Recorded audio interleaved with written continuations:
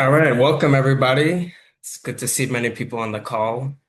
Feel free to put in the chat, which organization you're with, where you're tuning in from. I'm really glad to have you guys on the call today. My name is Manan Shah. I'm the policy advisor here with NCRC, and I'm joined by my colleague today, Dr. Bruce Mitchell, our principal researcher, to talk about the newest iteration of the Opportunity Zone program. As many of you have known or heard, state governors are currently nominating new census tracts to designate as opportunity zones for the next 10 years. We wanted to share with community advocates like yourself what the process looks like to nominate your census tract and really ensure that capital is flowing to communities that need it the most. So today we are going to share some of our own research on OZs, including a new mapping tool our research team has developed to help you identify and nominate your census tract. For each state, the deadline to nominate census tracts is coming up pretty soon this summer. And so it's really vital that community organizations act early. And so let's go ahead and dive right in. Just some housekeeping. NCRC's code of conduct applies to all of our gatherings. We don't allow any AI chatbots to join the call, but we will have a recording available after this presentation. If you have any questions throughout the presentation, please use the Q&A button at the bottom of your Zoom screen. If you're having any trouble with that, you can also use the chat button, but for now, just use the Q&A button and we will get to as many of those as we can at the end of the presentation, but feel free to follow up with us. And for those of you who are new to NCRC, we are the National Community Reinvestment Coalition. We are a membership network of 700 grassroots organizations advancing to build a just economy for all.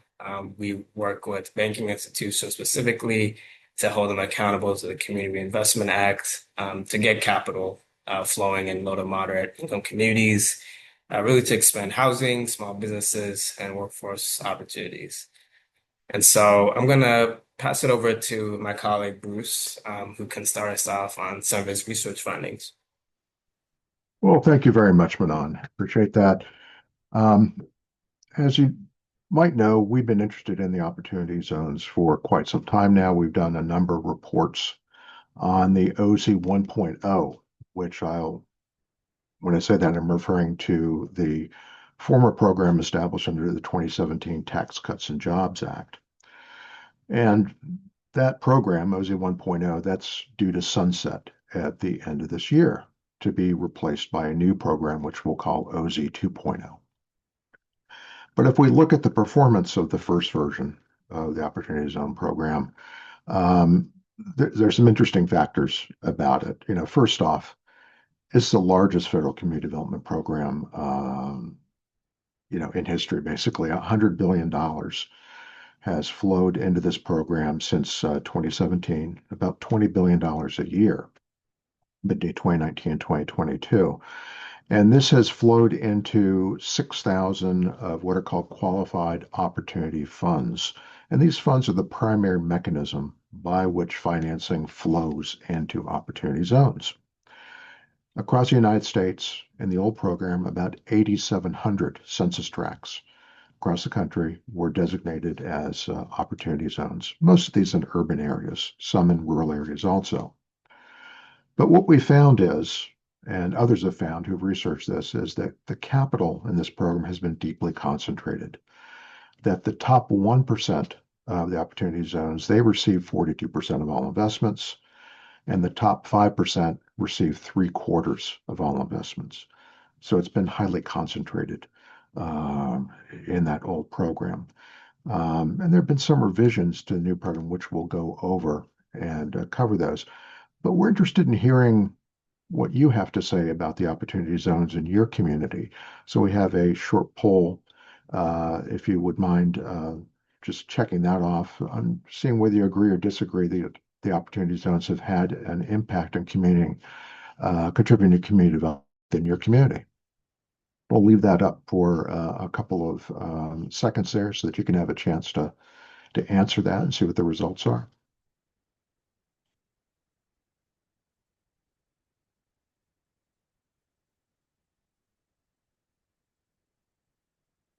So that's really interesting. There seems to be a split between people who agree that the opportunity zones have had some benefit in their communities and others who disagree and say they haven't had much of a benefit. So that's a really interesting finding. And we're interested in hearing more from our members on this particular issue, the types of mechanisms and the types of investments that are flowing into their communities as a result of the qualified opportunity funds. That would be very interesting to us because we'd like to really, help our members work with them so that they can, better identify ways of attracting capital within their communities through this program. Next slide, please.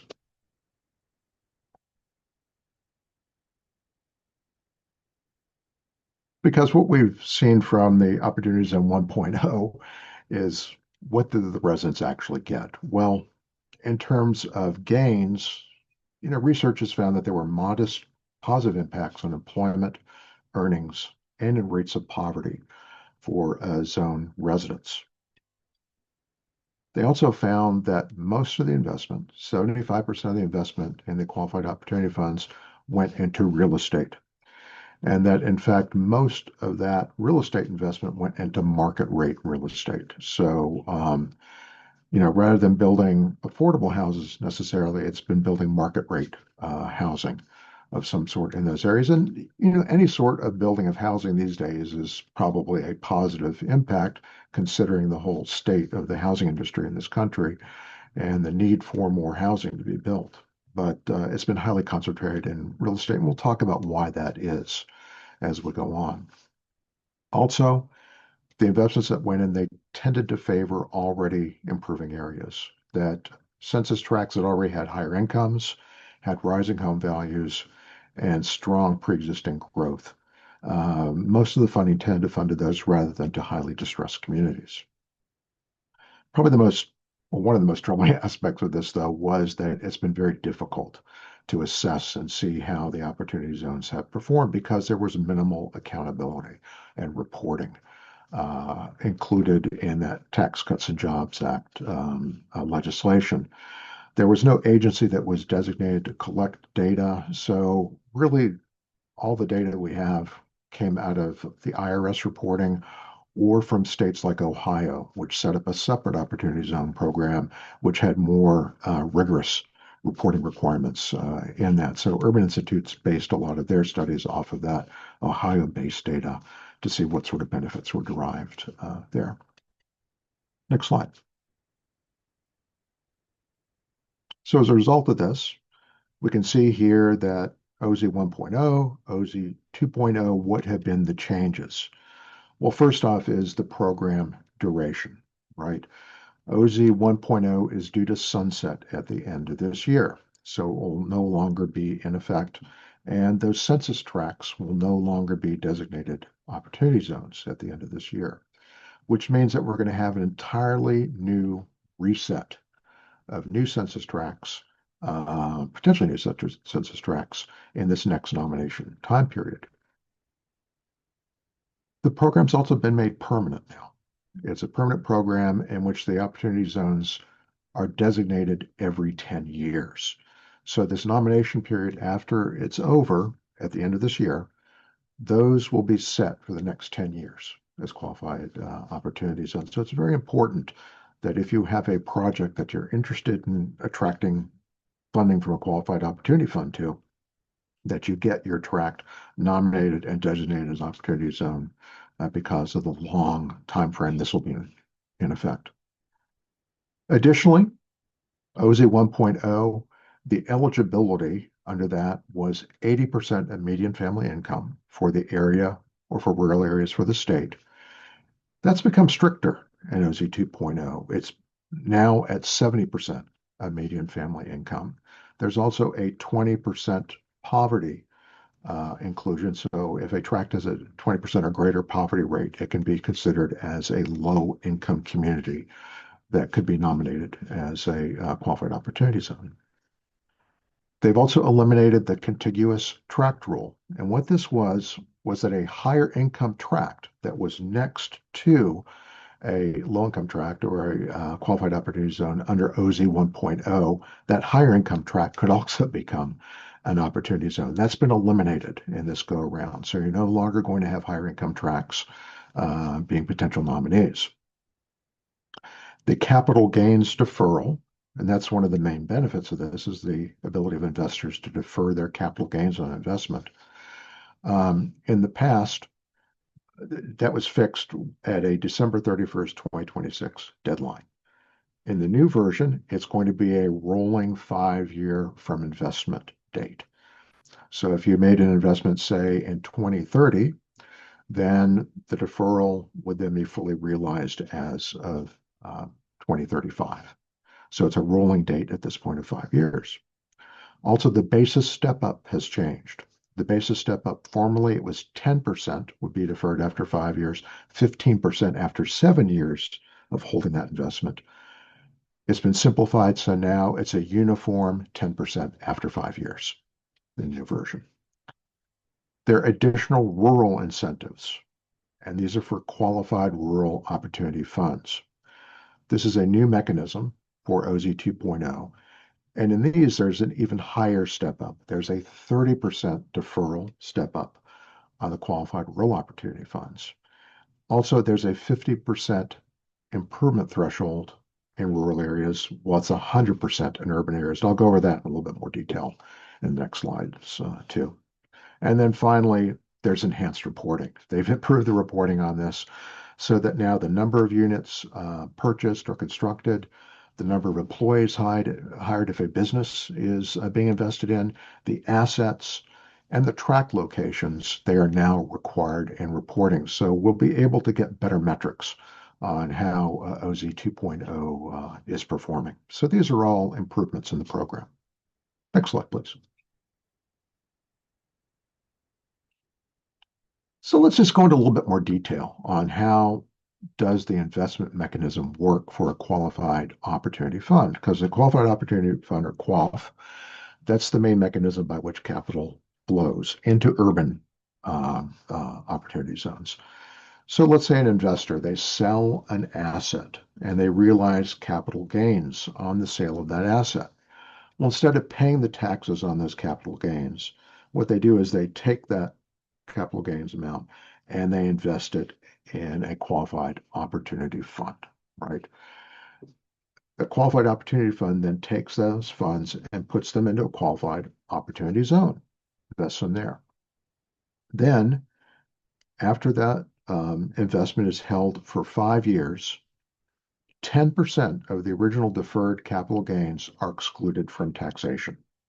So they get a exclusion from paying taxes on that 10% after 5 years. But here's where the real enhancement is, that if they hold that investment for 10 full years, all of the gains that they made on that investment then become tax-free to the investor. So they're deferring their taxes, exempt a portion of their taxes, and then the investor, in addition, is able to realize any gains off of that investment at the end as being tax-free after 10 years.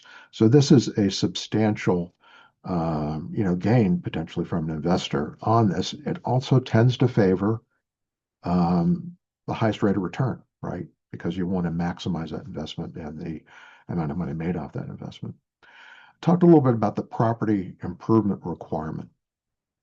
In urban areas where qualified opportunity funds function, in those urban areas, if you buy pre-existing property, say for $100,000, then this property improvement requirement is 100%. So you'd have to invest a further $100,000 in improving that property in order for it to qualify in urban areas. That changes for the qualified rural opportunity funds, which we'll see in the next slide.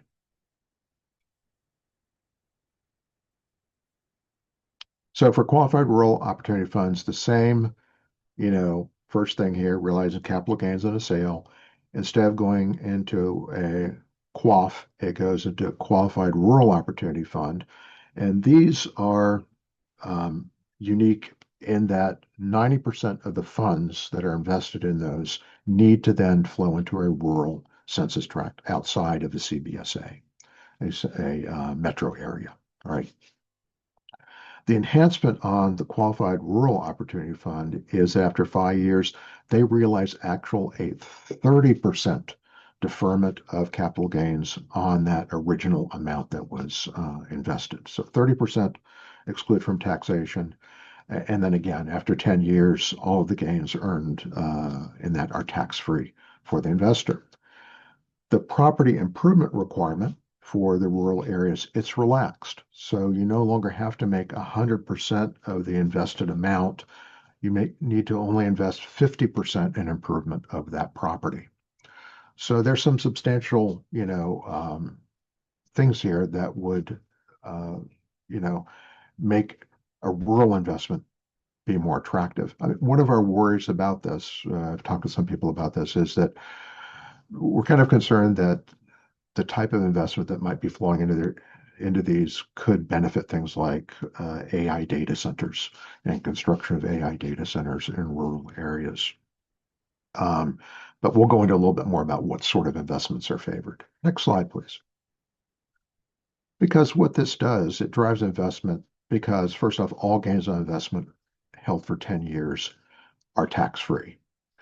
So this tends to favor long hold strategies. That's the whole point of it is you want the investment to be long-lasting investment within that community.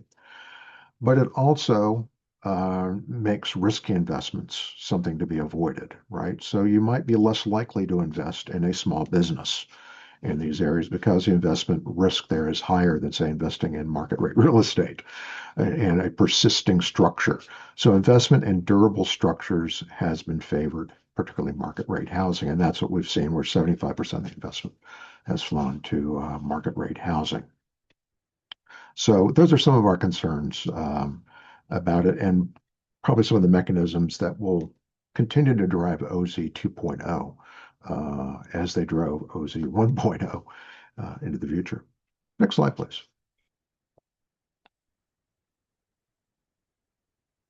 But before those investments can be made, we have this whole issue of the nomination process. And I'm going to share with you here a mapping application which NCRC has developed. And what this is showing a map of low income communities that can be potentially designated as opportunity zones in the next round of nominations. So this is something that you can use. You can look at census tracts where you're interested in investing and having a project occur and get some information about that tract. And I'm going to first off start with Salt Lake City here and take a look at Salt Lake City. And let me just explain a little bit of what we're seeing here, right? You see these areas with the red boundaries? Those are the old opportunity zones back from the OZ 1.0.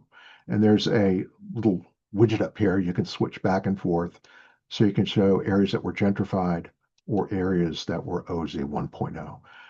So I'm going to leave it on areas that were gentrified for right now. And what we see here in downtown Salt Lake City, we see these gentrified areas in the downtown area all outlined in the red. We also see these different color designations for the census tracts. We see this resident designation. This is taken from Urban Institute. The data here is taken from Urban Institute, and what they've done is an analysis to look at where has capital been most recently flowing in terms of small business investment, in terms of mortgage investment, in terms of overall capital investments. They've done an analysis, and in their determination, these red areas, these are likely to attract capital even without an opportunity zone designation. The areas here in the gold color, these are more likely to attract OZ investment with a larger impact in their estimation. And then the blue areas are less likely to attract OZ investment. So the blue areas are areas that are low-income communities that haven't seen much investment going to them currently. So if we zoom in, if you know Salt Lake City, this tract is probably pretty familiar too because the state capitol is right here. It's the area directly below the state capitol. And we see this area was not gentrified. But if we look at OZ 1.0 in the former, these tracts that were below it were qualified opportunity zones. Now this tract is a low income community and could potentially be invested in if it's nominated as a qualified opportunity zone. If you click on it, some data comes up. And this data is from the 2024 Census American Community Survey data, latest census data.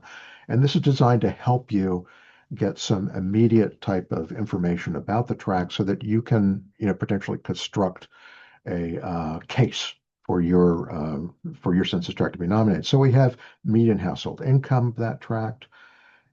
And what these bubbles are, this shows the spectrum of that whole metro area, where that tract lies within the spectrum of that metro area. So it's reasonably high in terms of median household income. In terms of median home value, 26% of the population are minority within that census tract, has high rates of college education. Begin to wonder, why is it a low income tract? Cost burden 18%. Vacancy is fairly high, 12%. Unemployment, 5.9%. And here, poverty you see is 20.1%. So this is probably why this is qualifying as a low-income tract. It has very high rates of poverty within that census tract, and would probably be the qualifying mechanism for it. Number of home owners, owner occupied 24%. And then finally, the median rent for that tract. So you can take all this data, use it to make the case for your tract. I'll just go over to one more city here, and let's take a look at Denver. And if we zoom in on Denver, I'm going to go to the gentrified widget there and show it. This is a city that seems substantial gentrification in its downtown core. Denver has been one of the most gentrified cities over the past 10 years in the country. So you see many of these low-income tracts, they're likely to attract capital even without an opportunity zone designation. But here we've got one of those golden tracts that Urban Institute thought was more likely to attract OZ investment with larger impact. Also indicating gentrification, but that might be one to look at. And then you have these other tracts here that were gentrified and are not eligible as low-income communities. And if you click on any of these, of course, the same data comes up here. It also shows here that this overlapped with an area that was an OZ 1.0 in the past. That one was not. So there's some interesting data that you can get from this, the same sort of data down here to make the case for your tract. And I'll go ahead and stop sharing on that. And if we could just bring up the slide deck again, please, because I'm going to talk a little bit about the nomination process. We've seen some of the things that you can utilize to make the case for your tract, but this is the nomination timeline that we're talking about and why this becomes so critical. Because as of July 1st, 2026, the federal window for nominating tracts as qualified opportunity zones, it opens up, and it only lasts for 90 days until September 28th, when state governors have to have all of their tracts nominated and have that filed with the federal government. Now, there's a potential to get a 30-day extension after that, but for right now, September 28th, is the deadline. So it's really important to get involved in this nomination process if you're interested in having a project and having your tract nominated as a qualified opportunity fund. Some of the states, as we can see below the timeline here, Kansas had a June 1st deadline. Ohio, April 26th, they opened up a 30-day portal. Texas is accepting submissions now. And what we're hearing is that qualified opportunity funds of people who are in development, that they are actively lobbying with their states, their state housing agencies and their state governor's offices to try and get their tracts nominated.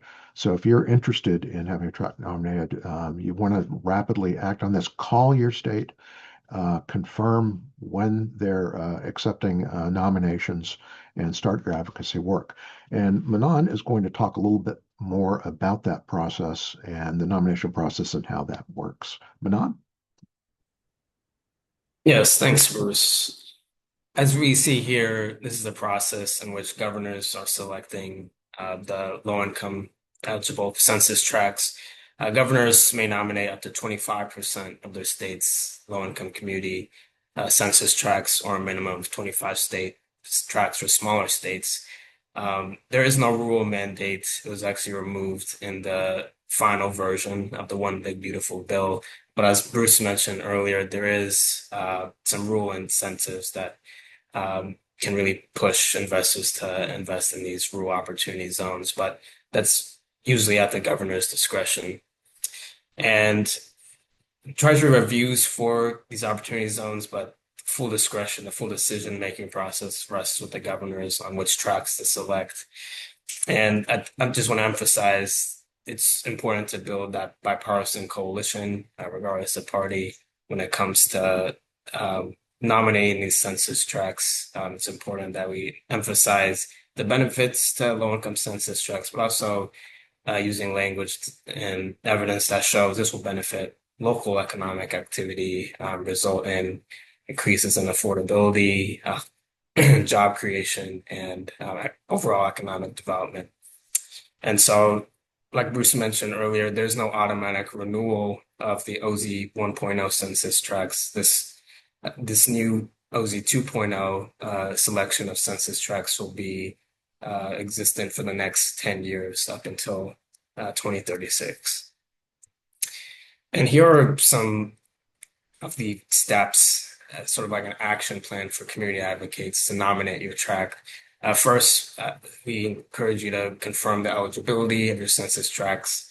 You can use our NCRC mapping tool that Bruce just presented, or Urban Institute's eligibility map to see if your census tracts meets these income and poverty thresholds. It's using the American census data from 2020 to 2024, so it's very recent, updated. Next, please contact your economic development or housing agency and really figure out what the state internal deadline might be. You want to make sure you're submitting these nominations against the state deadline and not wait too long and submit before the September federal deadline. Thirdly, you want to make sure in building an investment case to why investors should invest in these low-income eligible census tracts, making sure you document developer interests, what available land is there, transit access, any public investments to make sure this census tract would be attractive to LZ capital to flow towards.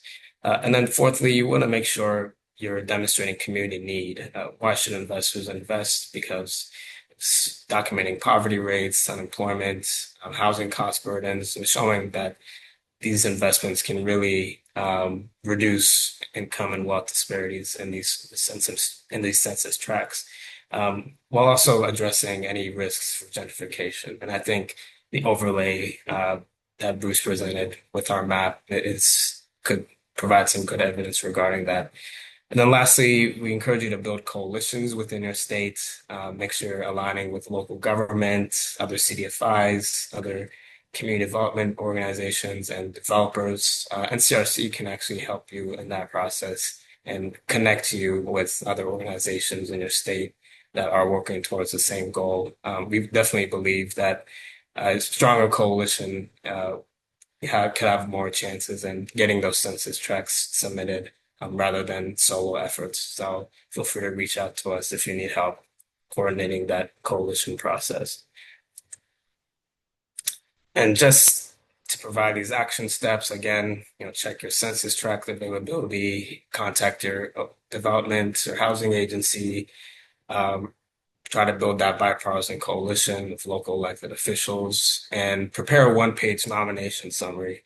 And NCRC's policy and research team can really help you provide the data, the census tracts that you need to build your investment case and show that it's going to benefit your communities. And please feel to reach out with these emails that we've listed below. We can really help you prepare that one pager. And then again, submit before your state's internal deadline, not the September 28th federal cutoff. Like Bruce mentioned, there's a lot of competition from the industry regarding these, and so we want to make sure our community voices are elevated and fully represented. And so with that, um, that's the end of our presentation, and we can take questions. And let There, me there, just go there's ahead, Bruce. just one thing I want to clarify, and that is that the federal deadline is September 28th. There was one slide on there that I failed to correct. It says September 29th. It should be September 28th is the federal deadline for filing. All right, we got some questions here, Bruce. The first one is, what government unit authorizes or approves qualified opportunity funds? Is it the Department of Treasury? So qualified opportunity funds, my understanding is that yes, the filing for the funds will have to be made through Treasury like they were in OZ 1.0. Qualified Opportunity Fund, I mean, it can be a bank could form one. Primarily, they're limited liability corporations, but a bank could form, even a CDFI could form a Qualified Opportunity Fund.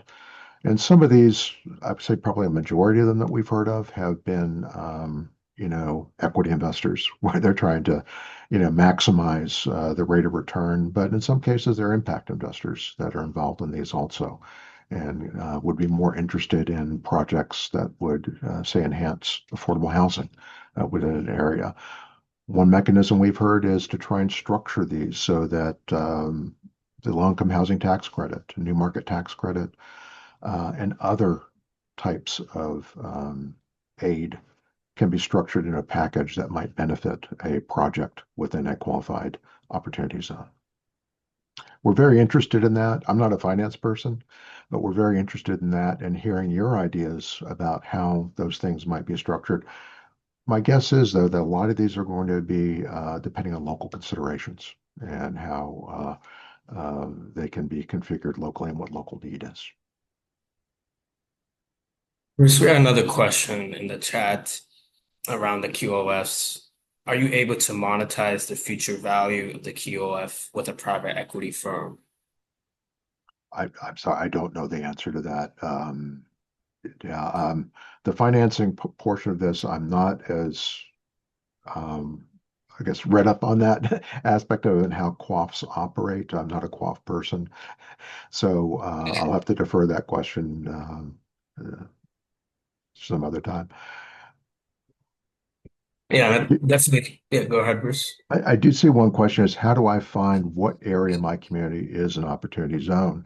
And that's what this whole process is. These low income census tracts across the United States, there are more than 20,000 of them, right? But only 25% of those are going to be nominated as qualified opportunity zones. So probably only around 6 to 7,000 out of that 20 or 1,000 more tracks will actually make the cut of being a qualified opportunity zone in the nomination process. That's why your action is important on this issue. Next question is, can we get a link to this map? Yes, we should have sent that in the chat. You can also visit our website. We have a landing page dedicated to this OZ 2.0 with a video basically outlining this presentation. So feel free to check that out. And we have another question. Are there examples of opportunity zones being used to fund affordable housing or other projects that increase community investment without driving gentrification? This is information I've heard. I mean, part of the problem here is that the reporting on the OZ 1.0 has been so poor. So it's been very hard to assess many of these things as a result of OZ 1.0. I have heard that there have been some cases of that, particularly in Chicago, that there are cases in which actual, impact investors have funded affordable housing in some places in Chicago on a limited basis, and that has resulted in some construction of affordable housing, despite the tendency for market rate housing to be built within the overall program. Next question is around the nomination process. Do current OZ tracks need to be resubmitted for consideration, or will they be likely redesignated? Yes, they have to be resubmitted for designation. That The map is going to be wiped clean after December of this year. So it's a whole new process. And just because an opportunity zone is designated in the last round, it won't necessarily be in the next round. So yes, it's important if you already have investment in opportunity zone from the pre-existing map that you nominate that tract again if you have a project land there. Next question. If a census tract is not eligible for designation due to a low poverty rate, but really should be eligible because the area is underdeveloped but has few residents, mostly commercial, how could we appeal or revisit that a tract should be eligible? Oh boy, I don't know of any mechanism for doing that. The legislation is really quite clear about what the requirements are, and the requirements are that it be at 70% or below of the area median income. If it's in a metro area, that would be for that metro. If it's in a state rural area, that would be for the state overall. Or it has to meet that 20% poverty threshold, and that's using the 2024 census ACS data. So that mapping tool, if it's not a low-income community designated on there, it's unlikely that it could be nominated an opportunity zone. You may, however, want to pull together and see if you can make the case with your state governor's office that they could, potentially include it. But yeah, it's pretty clear cut in the legislation. Next question on the 25% track maximum. Is it a 25% maximum track nominated and 25 track minimum? Is that correct? For governors. Um, right. So if let's say only 25% of the tracks are um, low-income communities, and you could potentially nominate all of them. So it's all the tracks in your state. So it's 25% of tracks within the state that are low-income tracks that can be nominated. Are there different application guidelines for tribes? Also, if a tribe has more than one census tract, would we need to submit more than one application? Answer to the second part of that is yes. I would submit applications for each of those tracks. All right. Make different cases for each of the tracks for nomination. As far as I know, there's nothing specific to tribal considerations within the legislation, as far as I know. Next question. It seems to me that if we do have a project, we need to develop relationships with a qualified fund. Is there a source or directory we can go to get a list of those funds? That is an absolutely great question. And I don't know of a unified source to look for qualified opportunity funds at this point. I don't know if such a thing exists. I have searched for that and I've not been able to find it. If someone does find it, I'd be very interested in seeing that and hearing about such a list. But yes, and that's I think part of the difficulty of this is the next step of this, get your track nominated, then how do you attract funding into that area? And that's something that I'd be really interested in hearing from people who've had more experience in this, who have managed to attract a qualified opportunity fund to see what sort of strategies they've utilized so that we could make those available to our members and they could perhaps pursue those sorts of strategies. All And right. I see a comment here. Novogradac has a lot of information about qualified opportunity zone funds. Yes, they do. Novogradac is one source where you can get quite a bit of information about this, and um, that would be one potential resource for you. We have a double question here. The small business investment aspect of OZ 1.0 has not panned out as anticipated.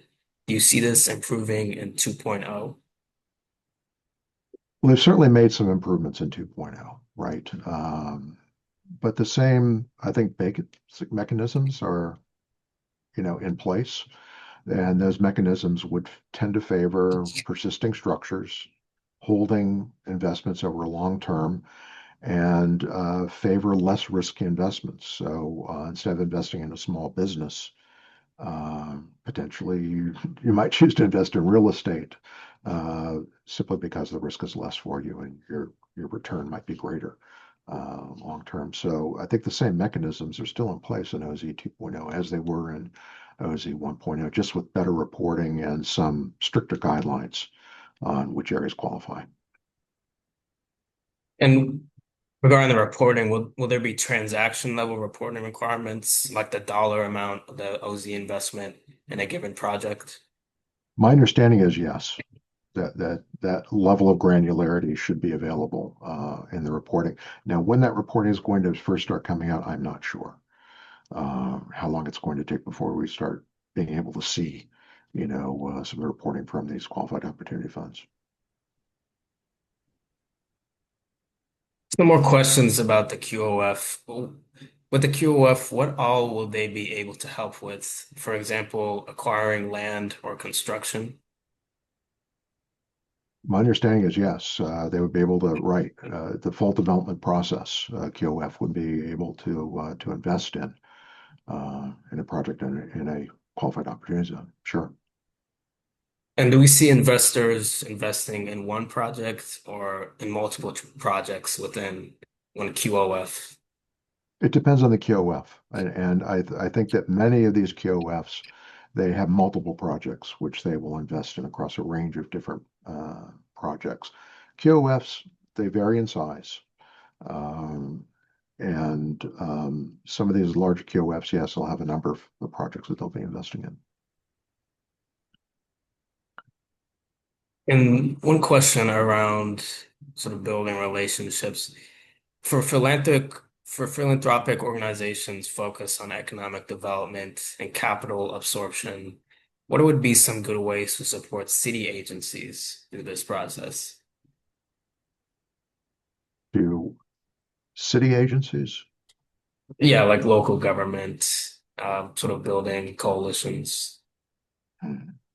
um, I'm not quite sure on that question. Yeah. I mean, certainly, cities oftentimes work with developers in areas in planning development and redevelopment projects. So there would certainly be city input in that and city involvement in that. And if you have a low income community that you're interested in attracting investment to, I would get with that city development department and work with them to get that tract nominated. Questions, which is good. Or hold on.